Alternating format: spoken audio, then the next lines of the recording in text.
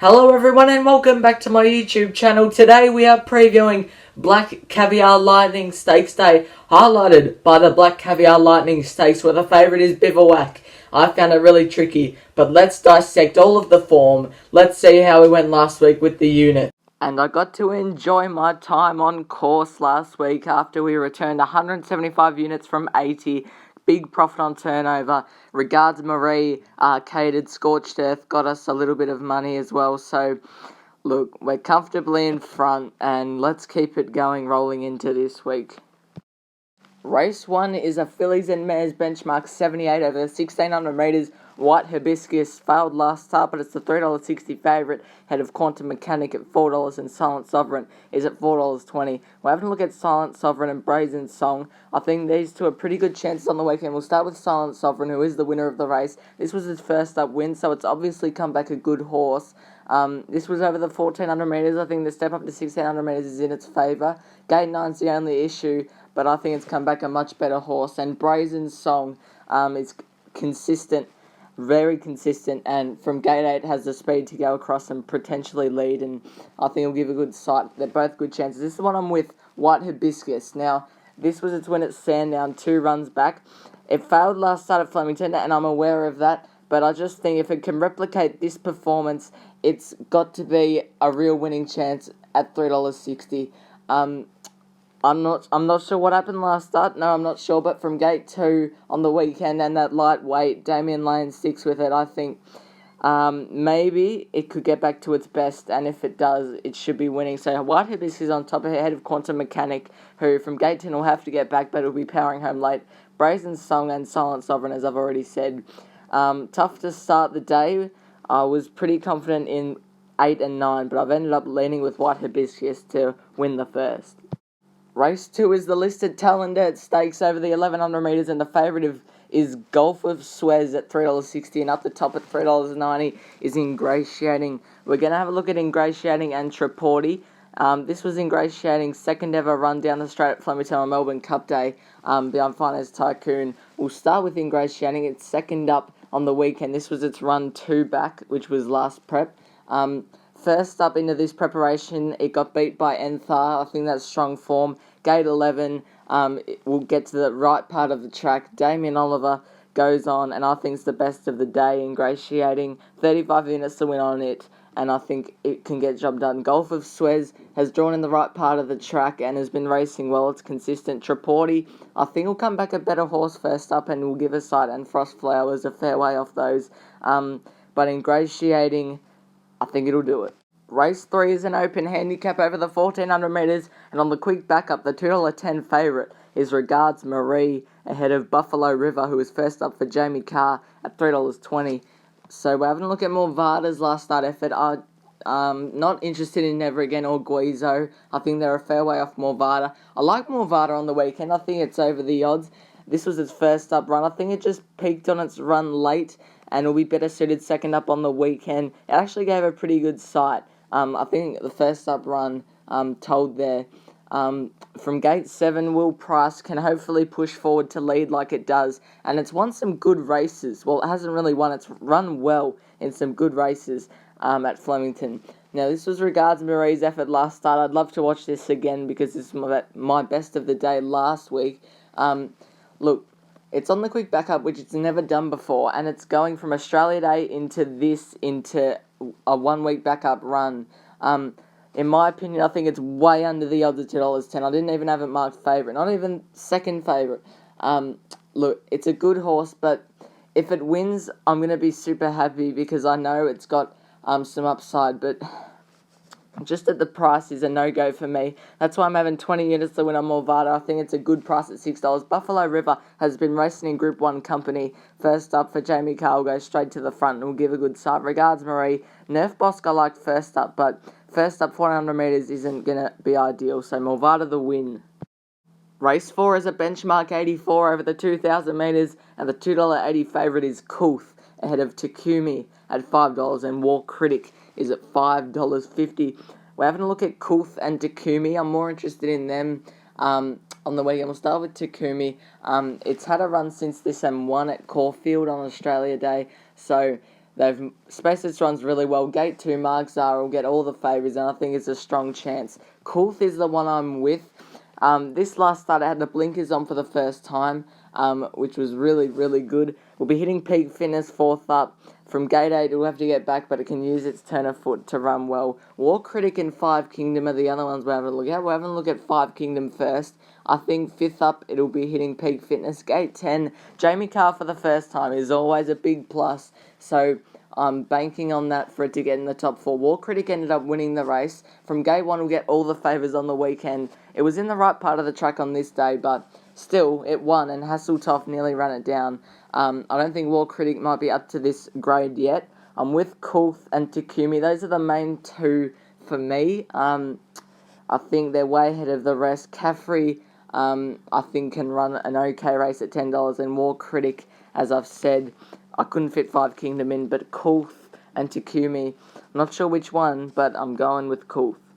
Race 5 is the Group 3 Vanity over the 1400 metres for the fillies, and the favourite at $3.40 is Zoo Dancer ahead of Island Joy at $3.80. We're going to have a look at the last start effort of Zoo Dancer. This was about 2 months ago, so it's had a little freshen up coming into this, but this was a good win on speed. One thing to note here is Jamie Carr goes on for the first time, and that's always good. Gate 4 will get all the favours, and I think it's a strong winning chance if it's fit enough. It's had a little freshen up. If it's fit enough, I think it'll get the job done. But of course, my next best comes up, and that is Personal. This was its last start effort. Now, it was a while ago. It was in the Oaks at Group 1 level, and it won. Gate 1, it draws on the weekend. We'll get all the favours. Can probably settle in the box seat, or maybe a pair further back than that.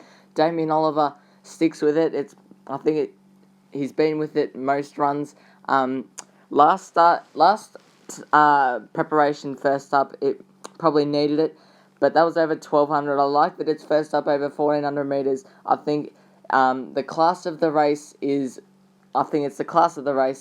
it's the top hope for me. So Personal, 25 units to win on top. Zoo Dancer, as I've said. Island Joy, devastating win last start, and if it can do it again, it'll be a strong hope. Salto Angel ran second to Personal in that race, but I think Personal will get the job done. Race 6 is a benchmark 84 over the 1600 metres, and the favourite at $4.60 is Milton Park. And that's how open this race is. $5 for Skyman as well. We're taking a look at the last start effort of High and Dry Strategic Fill and Independent Road. We'll start with High and Dry. 2 runs back, it smashed Hasseltoff, and probably didn't have the race run to suit last start. Gate 9 Flemington is right up its alley. Gate 9's the only issue as well. Independent Road from Gate 3 will get all the favours. It's racing well, and it has to be winning hope. And the other one was Strategic Fill. Look, it'll have to go to a whole new level if it's going to win. This is one of the horses from this race I have on top, and that is Dedu's Dart. That's how not confident I am. So Dedu's Dart, this was its first up run in a high rating race won by Blaise Jaski. I think this was a listed race. Of course, we've already seen this with Morvada, but I like Dedu's Dart. All of its runs in Australia, it's been a little query with each run. I think 1600 metres, Gate 1 can settle on the fence. If it gets even luck in running, I think it'll run straight past them. I think it's got a little class edge, a little bit of a spruik on it, gets the 2 kilo claim for Will Price. So I've got it on top. Skyman will be running on from the back and be hard to beat. Holbein's been consistent, loves Flemington, and will go forward from that wide draw on High and Dry for 4th. But the do start at $9. I'm most intrigued to see this race. It's the Group 3 CS Hayes over the 1400 metres, and the favourite at $5.50 is Asar, and over the page here to shock is at $9. We're having a look at the first up effort of Tagaloa and Asar. Tagaloa was off the bit a long way out. From the 800 to the 400, they really ramped it up, and that's where he got caught out. Better suited up to 1400 metres. From Gate 1, we'll get all the favours, and look, it's got to be a winning chance. Flemington, everything suits up perfectly for it. Asar's the other one. It got galloped on, I think, so that's got to be also a little query with this run. It's fitter for this run because it's second up, and I think it's among the better hopes. This is the one I'm with Brando, it's coming over from New Zealand. This was its win 2 back in the Uncle Reams. This was at listed level. This was a really, really, really good win. Why would Jamie Richards bring it across for nothing? Gate 12 is the only issue. Where's John McNeil going to go? But I think it is the classiest horse in the race. It's been Group 1 placed already, and it was the short price favourite there, off memory. So I think Brando can win. Tagaloa, everything sets up perfectly, as I've said. Asar, as we've mentioned, Camborne first up might give a sight.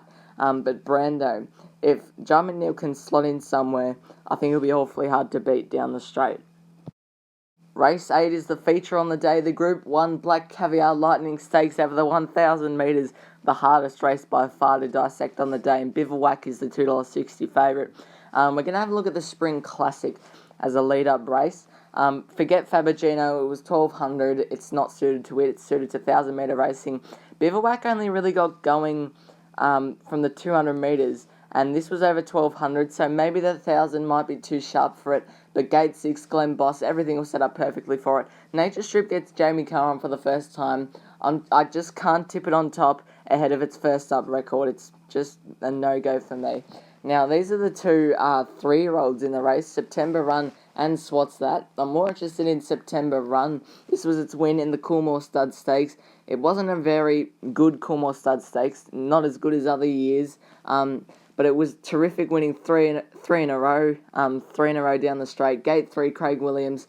Look, I think it's a better chance than what everybody else is giving it. It's a hard race. I've gone Bivouac, no confidence whatsoever, remember. Pippi has never lost first up, 1,000 metres. I'm just not sure down the straight if it's good enough as it has been in the past. September Run, as I've said, Nature Strip maybe first up could produce something. But look, Bivouac, if it wins, I'll be pretty happy. And the last race, race 9, is a benchmark 84 over the 1,200 metres. Zakat is the $4.20 favourite ahead of Platini at $5 down the bottom. We're going to have a look at Zakat's run 2 starts ago.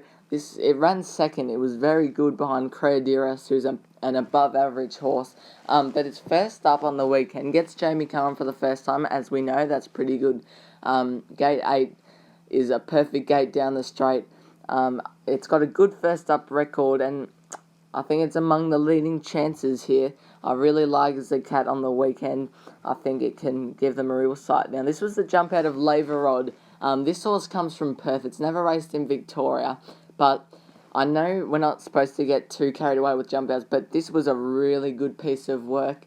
I think first up suits it ideally. Never run down the straight, which is the only query, but Tom Stockdale gets a claim in with 2 kilos, and I think it rates really well. Why is Sean Casey bringing it down here for nothing, as I said with Brando? I like Laverod, okay? Laverod on top of Zakat, and those are the 2 clear standouts. Terbium and Rubon Bleu, I couldn't find anything else to put in my top 4, so I just threw them in. But Laverod and Zakat are by far the best horses in the race, and I think those 2 will fight it out at the end. The place of the day goes like this. Race 2, number 1, Ingratiating, 35 units, the win. Race 3, number 7, Morvada, 20 units, the win. Race 5, number 1, Personal, 25 units, the win. And race 7, number 6, Brando, 20 units, the win. I think I'll get a profit. Good luck, everybody.